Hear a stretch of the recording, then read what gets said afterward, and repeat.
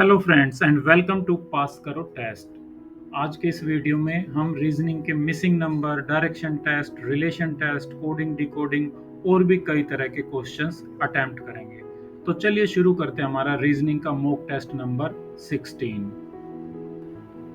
तो फ्रेंड्स ये है हमारा आज का पहला क्वेश्चन। और पहला क्वेश्चन ये है कि नीचे ये संख्या दी गई है बड़ी सी, इसमें से हमें छांटना है निम्नलिखित संख्या अनुक्रम में ऐसे कितने चार है जिनमें से प्रत्येक के ठीक पहले 9 है लेकिन ठीक बाद में 7 नहीं है। यानी कि हमें देखना है कितने ऐसे चार है जिनके पहले 9 है लेकिन बाद में 7 नहीं होना चाहिए, कोई और नंबर होना चाहिए। तो हम 94 ढूंढते हैं यहाँ पर।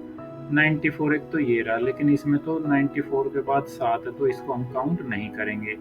एक ये रहा 94 और इसके बाद 5 है, 7 नहीं है तो एक हो गया हमारा। फिर उसके बाद 94 यहाँ पर है, 948 है ना, तो यहाँ पर भी 4 के बाद 8 है, 7 नहीं है तो ये हो गया हमारे 2। फिर एक ये रहा हमारा लास्ट में 946, जहाँ पर 4 से पहले 9 है लेकिन बाद में 7 नहीं है तो टोटल हो गए हमारे ऐसे कितने, 3। और हमारा आंसर हो गया ऑप्शन डी। नेक्स्ट क्वेश्चन है, just as cyclone is related to anticyclone in the same way flood is related to. जिस प्रकार चक्रवात का संबंध प्रति चक्रवात से है उसी प्रकार बाढ़ का संबंध किससे होगा। तो साइक्लोन का ऑपोजिट होता है एंटी साइक्लोन, चक्रवात का विपरीत होता है प्रति चक्रवात। तो बाढ़ का विपरीत क्या होता है, तबाही, बर्बादी, नदी, सूखा। बाढ़ में क्या होता है, पानी पानी भर जाता है, तो बाढ़ का विपरीत क्या होगा, ऑप्शन डी सूखा। तो ये डी हमारा सही आंसर इसका हो जाएगा। What will come in place of the question mark in the following series? निम्नलिखित श्रृंखला में प्रश्नवाचक चिन्ह के स्थान पर क्या आएगा, 2, फिर 7, फिर 16, फिर 29। अब इस तरह की सीरीज में हमें लॉजिक ढूंढना होता है, तो हम स्टेप बाय स्टेप चलते हैं। सबसे पहले हम देखते हैं कि क्या संख्याएं एक ही क्रम में यानी कि बढ़ती हुई जा रही हैं, घटती हुई जा रही हैं, क्या हो रहा है। तो यहाँ पर ये उससे बड़ा फिर बड़ा, यानी कि बढ़ते क्रम में है संख्याएं। क्या इवन ओड का कोई रिलेशन है, नहीं, यहाँ पर इवन भी हैं ओड भी हैं। क्या कोई और सीरीज का स्क्वायर वगैरह कुछ है, नहीं, कोई स्क्वायर नहीं है। 4 का स्क्वायर तो है लेकिन और किसी का नहीं है। अब हम देखते हैं इनमें डिफरेंस क्या है। तो पहले सबसे पहले 2 और 7 में 5 का डिफरेंस, फिर 16 और 7 में कितने का डिफरेंस है, 6 और 3 9 का डिफरेंस है। फिर 29 और 16 में कितने का डिफरेंस है, 13 का डिफरेंस है। तो इससे कोई लॉजिक निकल रहा है, 2 7 16 29। अब यहाँ पर ये 51 44 46 48 ये हैं हमारे आंसर। तो 5 और 4 9, 9 और 4 13, ये इससे कुछ बनता है। पहले हमने 5 जोड़ा, फिर हमने 5 में 4 जोड़ के 9 जोड़ दिया, फिर 9 में 4 जोड़ के 13 जोड़ दिया तो 29 आ गया। अब 13 में 4 जोड़ दें 17 जोड़ दें, तो 29 में अगर हम 17 जोड़ते हैं तो कितना आता है, 9 और 7 16 और 46। ऑप्शन सी इसमें फिट बैठता है। देखो हम कैसे चले, स्टेप बाय स्टेप हमने अलग अलग हिट एंड ट्रायल मेथड से देखा लॉजिक कोई मिलता है कि नहीं। फिर हमने इसका डिफरेंस देखा और डिफरेंस में हमें मिला कि ये 5 जोड़ा, यहाँ पर 9 जोड़ा, यहाँ पर 13 जोड़ा, यानी कि जो डिफरेंस है उसमें हर बार 4 बढ़ता जा रहा है डिफरेंस में। 5 में 4 जोड़ा 9, फिर 9 में 4 जोड़ा 13, 13 में 4 जोड़ा 17। तो इस तरह से हमने जब इसमें 29 में 17 जोड़ा तो 46, इनमें से किसी एक ऑप्शन में ये आ गया। इसके अलावा और कोई लॉजिक इसमें समझ में नहीं आ रहा है, तो यही वाला लॉजिक हम अपना देंगे और ऑप्शन सी हमारा राइट आंसर आ जाएगा। नेक्स्ट पर चलते हैं, find the next number in the series. इस श्रृंखला में अगली संख्या ज्ञात करनी है। तो यहाँ पर अगली संख्या क्या होगी, संख्याएं हैं 12, 12 के बाद 4 जोड़ा 16, 16 के बाद 9 जोड़ा 25, 25 में फिर कितना जोड़ते हैं, 15 और 1 16। और आपको लॉजिक समझ में आ रहा है कि नहीं? देखो, इसमें भी हमने वही किया कि कोई इवन ओड का तो लॉजिक दिख नहीं रहा है, संख्याएं बढ़ते क्रम में है, हमने इनका अंतर देखा, इनके बीच में क्या डिफरेंस है। तो डिफरेंस है पहले और दूसरे में कितने का डिफरेंस है?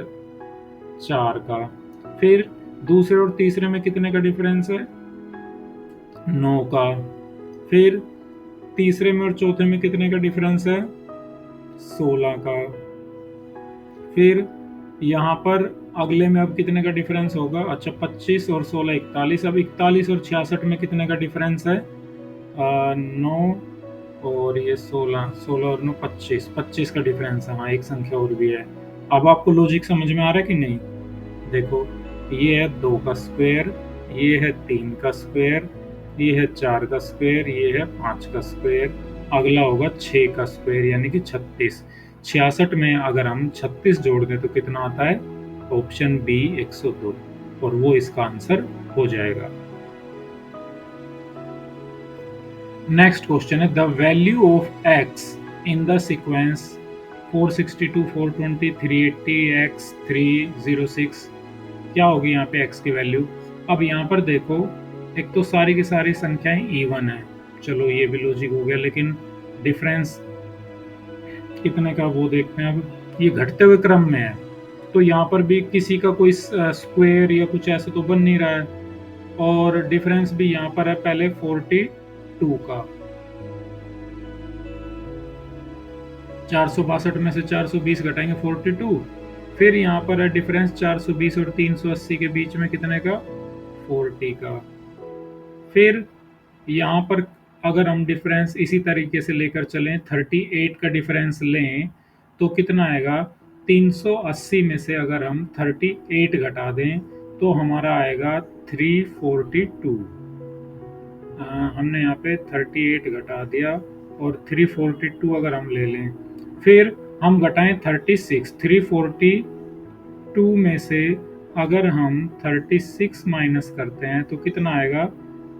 306। तो यहाँ पे देखो 306 आ गया ना, तो यानी कि वही सेम सीरीज है, 42, 40, 38, 36, इस तरह से दो दो कम करके घटा रहे हैं।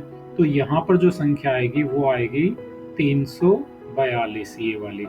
ऑप्शन बी हमारा राइट आंसर हो जाएगा। नेक्स्ट क्वेश्चन है कोडिंग डिकोडिंग, क्या देखते हैं। In a certain code language file is written as 3465 and ideal is written as 43586। यहाँ पर ये कितने लेटर्स हैं? 4। तो कितने डिजिट्स हैं? 4। यहाँ पर कितने लेटर्स हैं? 5। तो कितनी संख्याएं यहाँ पर लिखी हुई हैं? 5। तो लगता है कि हर लेटर को एक स्पेशल कुछ कोड दिया हुआ है। तो फाइल FILE के लिए दिया गया है 7465 और आइडियल आइडियल के लिए दिया गया है 43586। I के लिए यहाँ पर भी 4 है, यहाँ पर भी 4 है। E के लिए यहाँ पर 5 है, यहाँ पर भी 5 है। L के लिए यहाँ पर भी 6 है, यहाँ पर भी 6 है, यानी कि वो सेम है जो है लेटर के लिए डिजिट दिया हुआ। तो डी के लिए, अब डी है ना, तो डी के लिए 3, DEAF, और E के लिए क्या होगा? 5। A के लिए क्या होगा? इसमें तो A है नहीं, इसमें देखा हमने 8। और F के लिए क्या होगा? F के लिए 7। 3587 कहाँ पर है? 3587 ये रहा ऑप्शन सी में। तो ऑप्शन सी हमारा राइट आंसर होगा। नेक्स्ट क्वेश्चन पे चलते हैं। A man walk 16 kilometre towards the west, turns left. चलो ये तो डायरेक्शन वाला है, और डायरेक्शन वाले के लिए हमारा जो फार्मूला हम अपनाते हैं वो होता है, पहले तो डायरेक्शन बना लेते हैं इस तरीके से, और यहाँ पर इस तरफ जब हम शुरुआत करते हैं पहले, तो प से पहले प से पश्चिम, यानी कि यहाँ पर कौन सी डायरेक्शन होती है? वेस्ट। और फिर वेस्ट के सामने कौन सी होगी? ईस्ट। फिर ऊ से ऊपर, ऊ से उत्तर, उत्तर यानी नॉर्थ, और नॉर्थ के सामने हो जाएगी साउथ। तो इस तरह से हम ये याद रखते हैं डायरेक्शन। फिर क्या है, a man walks towards 16 kilometre west. तो पहले वो चला 16 किलोमीटर इस तरफ, यहाँ पर चलो ये 16 किलोमीटर हो गए। फिर ही टर्न्स लेफ्ट, अगर उसका मुंह इस तरफ है, सामने की तरफ है, तो उसका लेफ्ट हैंड इधर होगा ना, तो वो लेफ्ट मुड़ गया इस तरफ, इस तरफ मुड़ गया।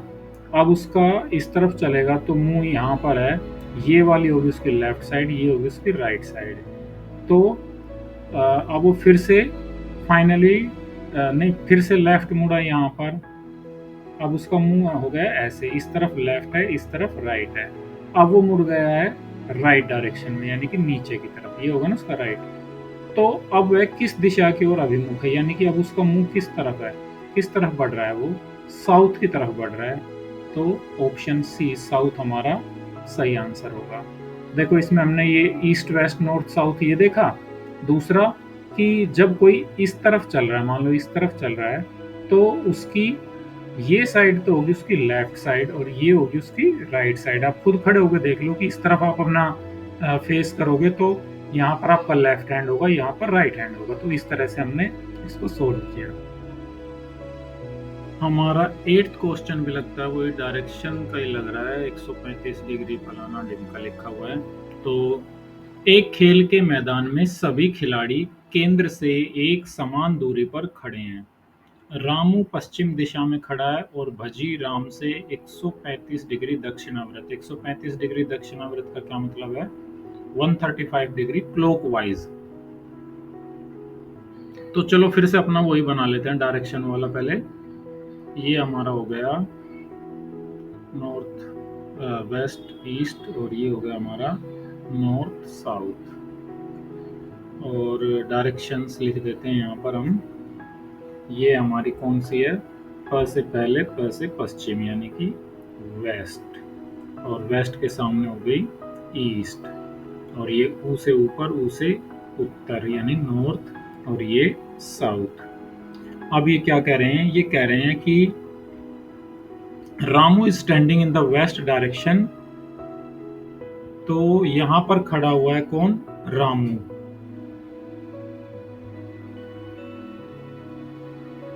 और फिर है कि Bhajji standing at 135 degree clockwise from Ramu, यानी कि यहां से क्लॉक किस तरफ घूम के, क्लॉकवाइज मतलब इस तरह से चलती है ना क्लॉकवाइज। तो यहां से इस एंगल से 135 डिग्री, 135 डिग्री हम बना सकते हैं यहाँ पर, क्योंकि ये देखो ये कितना है, ये है हमारा 90 डिग्री। ये तो सीधा सीधा समकोण बना हुआ ना, तो 90 डिग्री। फिर 90 डिग्री में 45 डिग्री और जोड़ देंगे तो 35 आ जाएगा। और 45 हम कैसे निकालेंगे, ये भी पूरा 90 है तो इसका हाफ, यानी कि भज्जी जो खड़ा हुआ है यहाँ से 135 डिग्री ऐसे घूम के इसका आधा ऐसे यहाँ पर खड़ा हुआ है भज्जी। हम उसका लिख देते हैं यहाँ पर, ये लीजिए, ये हो गया। और फिर लिखा हुआ है कि Kamat is standing eight 135 degree anti clockwise from Ramu. अब रामू यहाँ पर खड़ा है, इसका एंटी क्लॉकवाइज। एंटी क्लॉकवाइज कैसे होता है, एंटी क्लॉकवाइज यानी कि घड़ी से विपरीत, घड़ी की सुई जिस दिशा में घूमती है उससे विपरीत, इस तरह से ऐसे। तो जैसे ये यहाँ पर 90 डिग्री प्लस 45 बना 35, तो इसी तरह से ये यहाँ पर हो जाएगा। अब यहाँ से यहाँ पर 90 डिग्री और फिर इसका आधा 45 ये हो जाएगा। तो हम इसको लेंगे 90 डिग्री, तो ये पूरा हो गया। फिर यहाँ पर जो इसका आधा होगा ये हो जाएगा रामू से पूरा 135 डिग्री एंटी क्लॉकवाइज। और यहाँ पर कौन खड़ा है, यहाँ पर खड़ा हुआ है कामत। अब क्या क्वेश्चन पूछ रहा है, अच्छा, Kishore is standing at 45 anti clockwise from Bhajji. यहां से 45 डिग्री एंटी क्लॉकवाइज खड़ा हुआ है किशोर, ये भज्जी है, और इससे एंटी क्लॉकवाइज यानी कि इस तरफ यहाँ पर खड़ा हुआ है किशोर। ये वाला जो एंगल था हमारा 45 डिग्री था ना, और इससे एंटी क्लॉकवाइज यानी कि यहाँ पर, तो किशोर यहाँ पर खड़ा हुआ है, के लिख देते हैं हम किशोर। अब पूछा क्या उन्होंने पूछा what is the minimum angle between Kishore and Kamat. तो भाई किशोर इसके और इसके बीच में, यानी कि ये जो एंगल है यहाँ से और यहाँ तक, ये कितना होगा? तो देखो ये तो हो गया 90 डिग्री, और ये आधा आधा था तो ये हो गया था 45। तो 90 डिग्री प्लस 45 डिग्री, ये हो जाएगा हमारा 135 डिग्री, और ऑप्शंस में भी है ऑप्शन सी, तो ये हमारा सही आंसर हो जाएगा। हमें यहाँ पर बड़ा आसान मिला हुआ है कि ये एंगल्स हमें मापने की जरूरत ही नहीं है, 90 डिग्री होता है।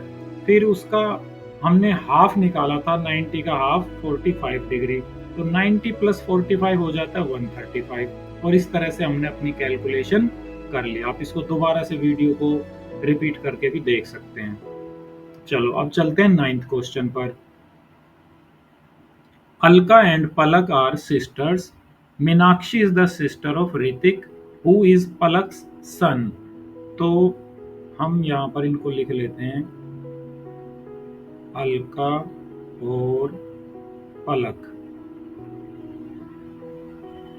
ये हैं सिस्टर्स, और Meenakshi is the sister of Hrithik. ठीक है, मीनाक्षी जो है वो सिस्टर किसकी है? ऋतिक की। फिर Meenakshi is the sister of Hrithik who is Palak सन।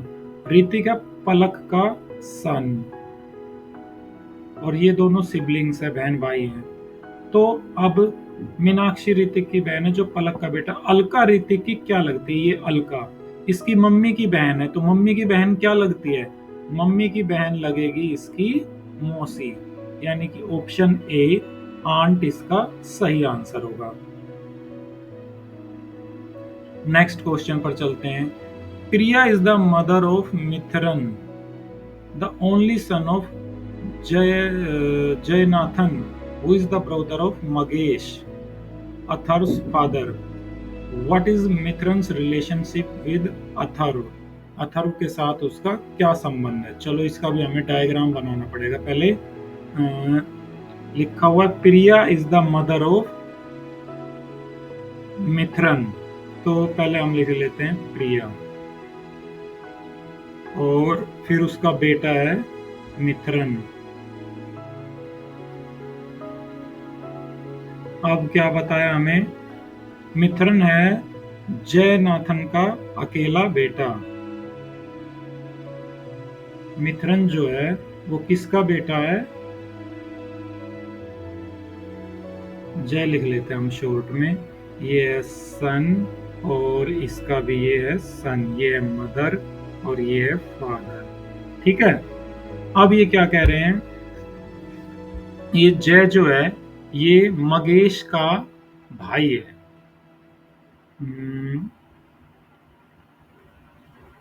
मगेश का ब्रोदर है। ठीक है, और मगेश कौन है? वो है अथर्व का पिता, फादर ऑफ अथर्व।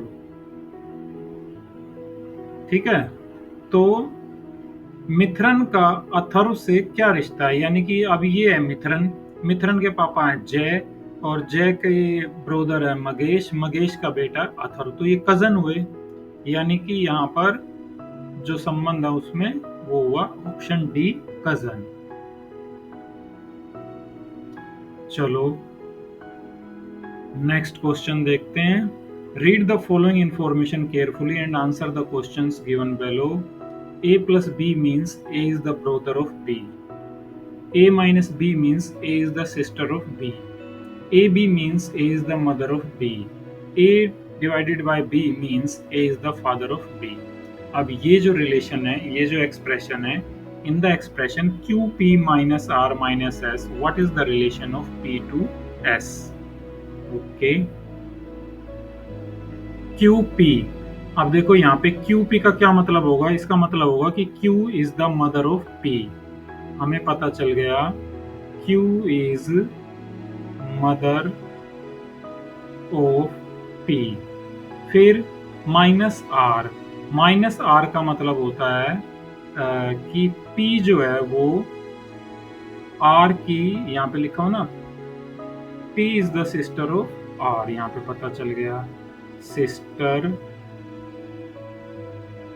ऑफ किसकी, आर की। और आर किसकी सिस्टर है, एस की। माइनस का यही मतलब था ना, यहाँ पर ये लिखा हुआ है सिस्टर। तो अब हमें निकालना क्या है, हमें निकालना है पी का एस से क्या संबंध है। तो Q is the mother of P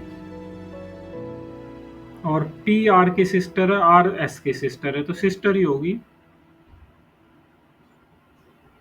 option B इसका आंसर होना चाहिए। तो यहाँ पर ऑप्शन बी इसका सही आंसर होगा। चलो नेक्स्ट क्वेश्चन पे चलते हैं। अच्छा, ये फिर से वही आ गया, उसी तरह का क्वेश्चन आ गया। इसमें भी क्या है, A plus B means A is the brother of B, A minus B means A is the sister of B, A B means A is the mother of B, A divided by B means A is the father of B. तो हमें निकालना क्या है, हमें निकालना है what is the relation of P to S. अच्छा, ये यहाँ पर दिया हुआ इक्वेशन, इक्वेशन हमारी क्या है, P divided by Q divided by R minus S। तो डिवाइडेड बाय का क्या मतलब होता है, इसका मतलब है P फादर है Q का, फिर एक बार डिवाइडेड बाय लिखा हुआ है, यानी कि Q फादर है R का। और माइनस क्या है, माइनस का मतलब है A is the sister of B, यानी कि R जो है वो सिस्टर है S की। ये R is sister of S।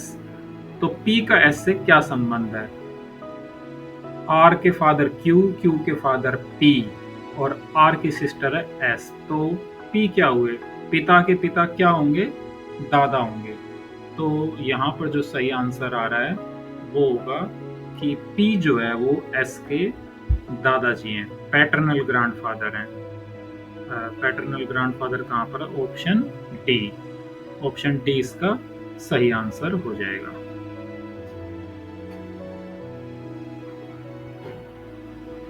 If all the vowels are removed from the English alphabet series, which letter will be 7th to the left of the 13th letter from the right? Okay, पहले तो हमें सारी A B C यहाँ पर लिखनी होंगी और vowels हटाने पड़ेंगे।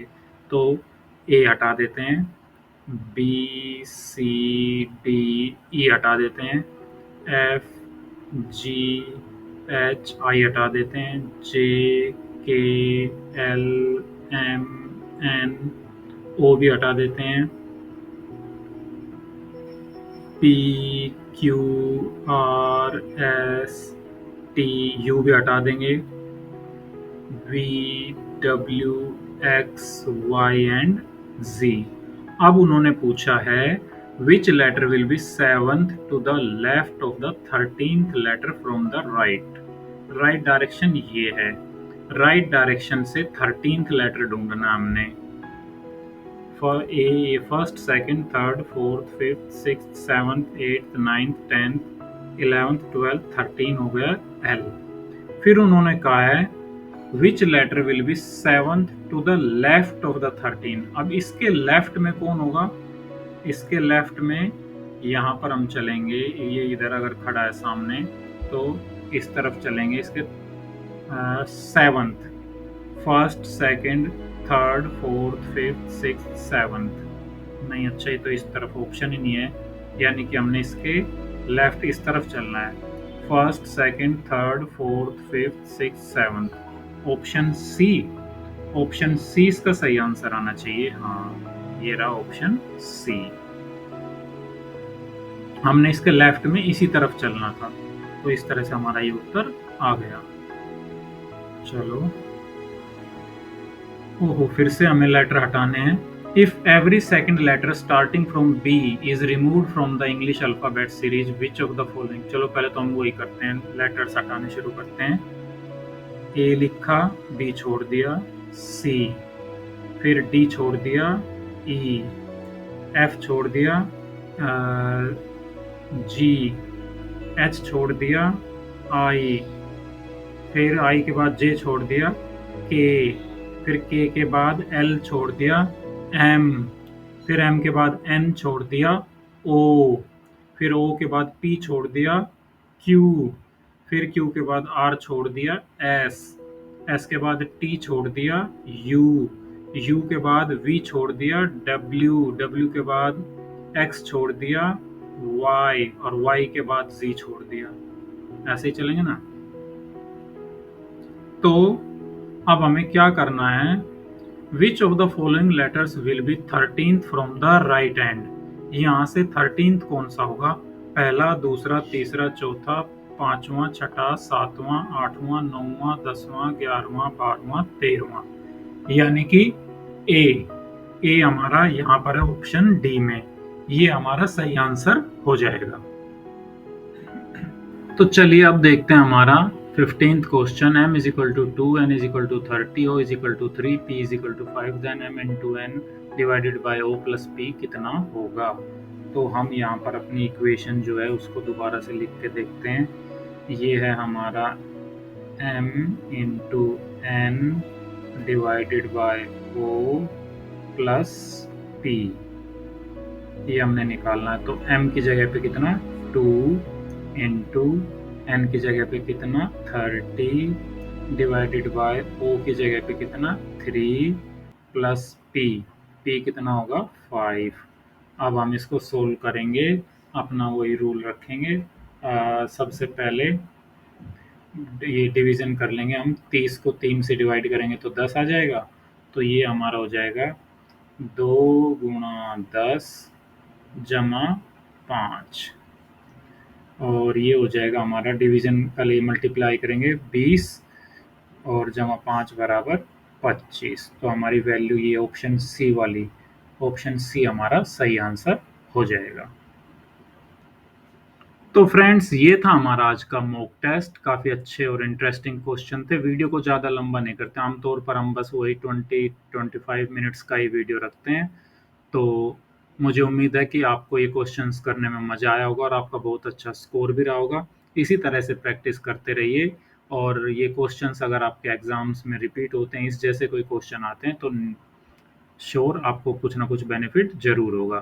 Thanks for watching this video and please like, share and subscribe. Pass करो टेस्ट।